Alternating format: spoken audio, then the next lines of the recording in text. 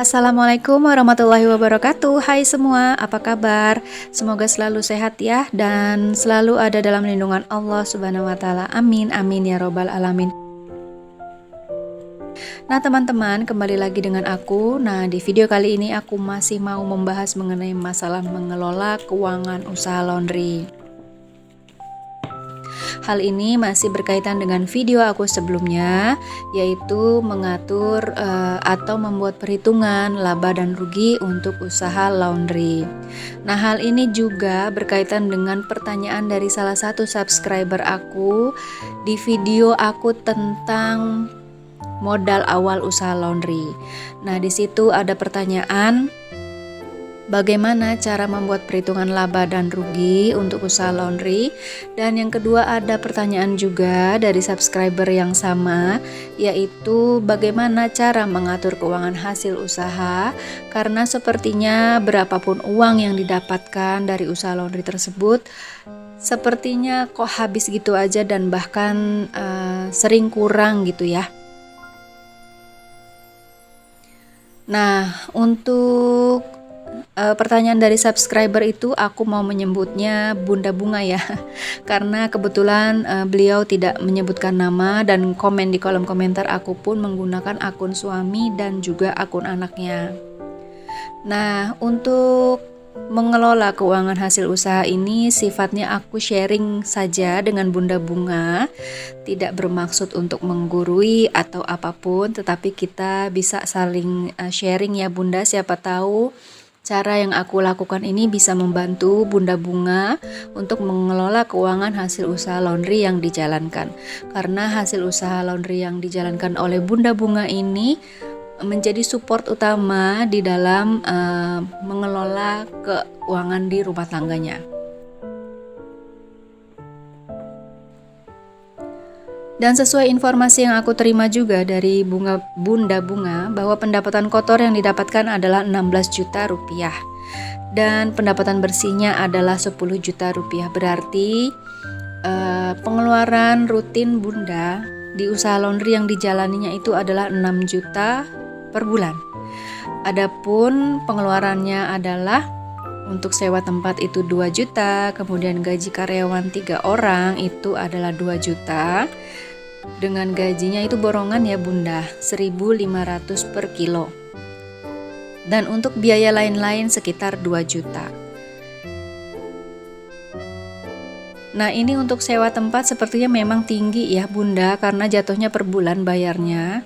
Jadi kalau dihitung-hitung setahun itu 24 juta rupiah.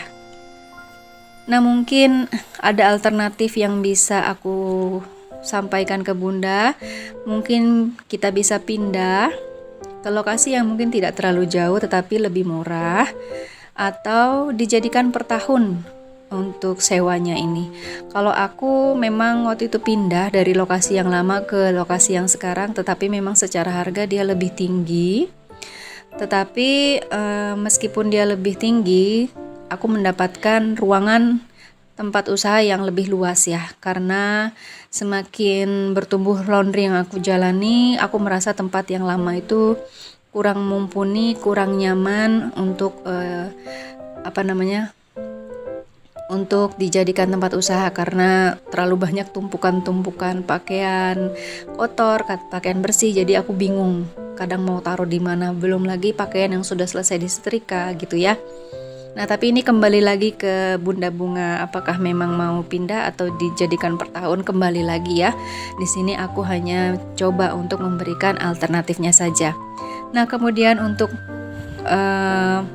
karyawan, selain gaji yang diberikan, Bunda Bunga juga memberikan fasilitas makan untuk karyawannya.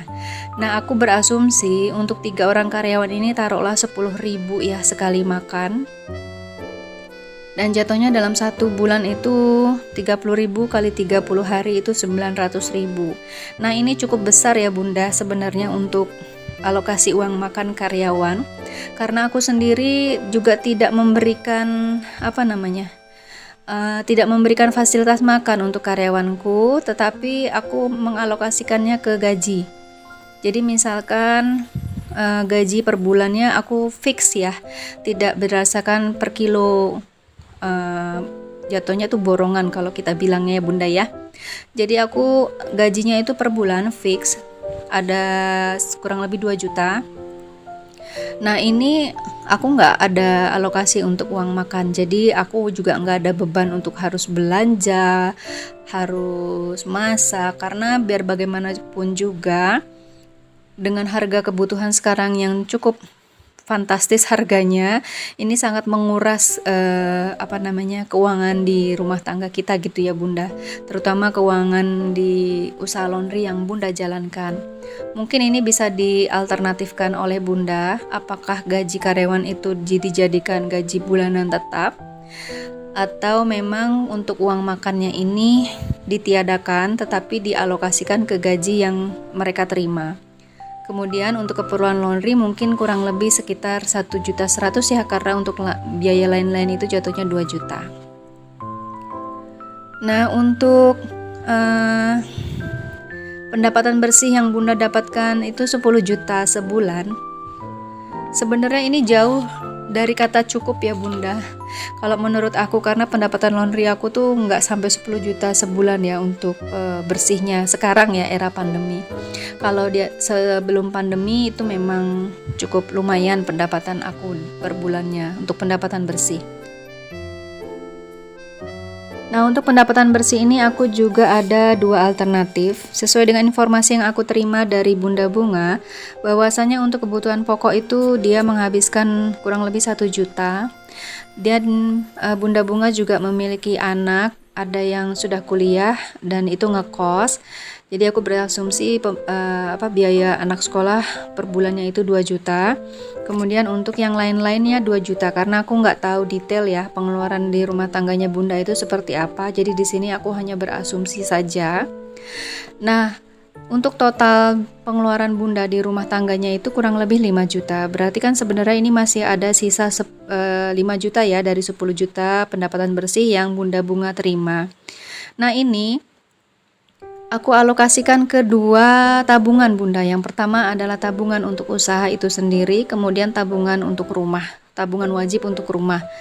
Nah ini masing-masing besarannya kalau aku bikin sama aja 2,5 juta, tabungan rumah juga 2,5 juta. Tapi mengenai masalah besarannya aku kembalikan lagi ke Bunda Bunga. Tapi yang pasti kita harus menyisihkan tabungan baik untuk tabungan usaha maupun tabungan rumah. Dan saran aku juga untuk Bunda, usahakan tidak keluar dari budget bulanan di usaha laundry yang dijalankan ya Bunda ya. Misalkan Bunda tadi menginformasikan ke aku bahwa operasional laundry yang dijalankan itu biaya per bulannya 6 juta rupiah. Nah itu harus Bunda pegang anggaran itu supaya tidak keluar dari angka 6 juta itu. Nah untuk alternatif kedua, dari 10 juta pendapatan bersih yang Bunda Bunga terima, alangkah lebih baiknya jika dialokasikan tetap untuk tabungan juga, tetapi dengan persentase. Aku mengambilnya 20% dari 10 juta, which is 10%-nya itu untuk usaha, 10%-nya itu untuk rumah. Jadi jatuhnya itu masing-masing 1 juta, 1 juta. Nah sisa dari 8 jutanya ini bisa Bunda alokasikan untuk keperluan di rumah tangganya Bunda. Tapi ini kembali lagi ke Bunda Bunga ya. Intinya itu adalah konsistensi Bunda Bunga di dalam mengelola keuangan. Nah, aku sempat bertanya apakah Bunda membuatkan anggaran untuk pengeluaran masing-masing baik di rumah ataupun di usaha laundry yang dijalankan. Dan jawaban dari Bunda Bunga tersebut memang beliau tidak pernah membuat anggaran. Jadi saran aku adalah Bunda coba dibuatkan anggaran rumah dan juga anggaran usaha itu dipos-poskan gitu Bunda. Jadi tidak rancu antara keuangan usaha dan juga keuangan rumah. Dan yang kedua adalah disiplin dalam mengatur keuangan usaha dan juga keuangan rumah. Intinya itu sebenarnya adalah dari diri kita sendiri, gimana kita mengontrolnya dan juga bagaimana kita mengelolanya. Intinya memang kita harus membuat anggaran baik di pengeluaran usaha maupun di pengeluaran rumah tangga. Jadi Ketika ada pemisahan tersebut dan kita disiplin, kita konsisten dalam mengatur keuangan dengan membuat anggaran, insya Allah kita bisa mengatur keuangan rumah tangga kita dengan lebih baik lagi, dan juga keuangan di usaha yang Bunda Bunga jalanin itu bisa lebih baik lagi, dan bahkan kita masih bisa nabung. Makanya tadi aku bilang di awal, pendapatan Bunda Bunga ini 10 juta tuh lumayan besar ya kalau menurut aku, karena laundry aku sejak pandemi ini belum pernah mencapai segitu.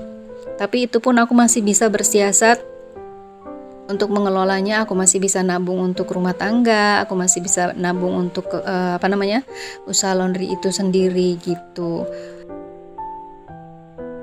Oke ya Bunda Bunga, semoga saja apa yang aku sampaikan ini bisa memberikan masukan untuk Bunda di dalam mengelola dan mengatur keuangan hasil usaha laundry yang dijalankannya, agar pengeluaran di rumah dan juga pengeluaran di laundrynya semuanya bisa tercover dengan baik, dan Bunda juga bisa punya tabungan baik untuk usaha laundrynya dan juga untuk usaha rumahnya.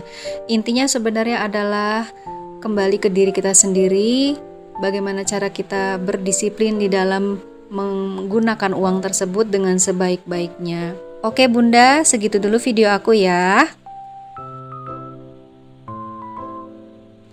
Nah teman-teman semua, kiranya aku cukupkan dulu ya video aku sampai di sini. Untuk kurang lebihnya aku mohon maaf, dan semoga saja video kali ini juga bisa bermanfaat untuk teman-teman semua di sana, khususnya yang mau memulai usaha laundry seperti aku. Intinya itu adalah kita harus memang benar-benar melakukan kontrol yang baik atas keuangan yang kita dapatkan, baik untuk keuangan usaha dan juga untuk keuangan rumah tangga. Karena kalau tanpa disiplin, ya kita tidak akan pernah bisa mengelola dengan baik, dan bahkan kita tidak pernah bisa menabung untuk hal tersebut. Nah, oke teman-teman, segitu dulu ya video aku kali ini. See you on my next video. Wassalamualaikum warahmatullahi wabarakatuh. Dadah, bye-bye.